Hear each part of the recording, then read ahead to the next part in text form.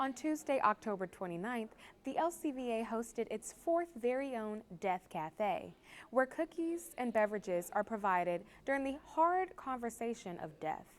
During this time, there were conversations and questions that were brought to people's attention about what is death and how do we cope with death.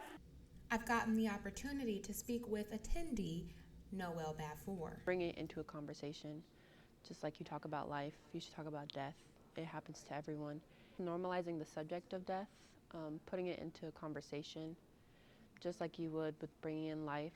I mean, death happens with everyone. It should be thinking about it more with my family and bringing it up, not letting that person's memory just fade.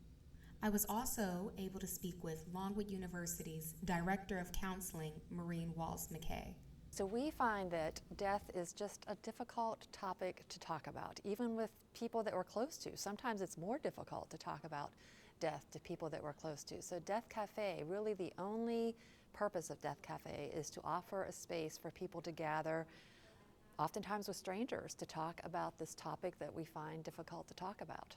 Being that death is such a sensitive topic, Death Cafe's one of the biggest rules is confidentiality, and they uphold that to a high standard, just to make sure that everyone has the utmost comfort.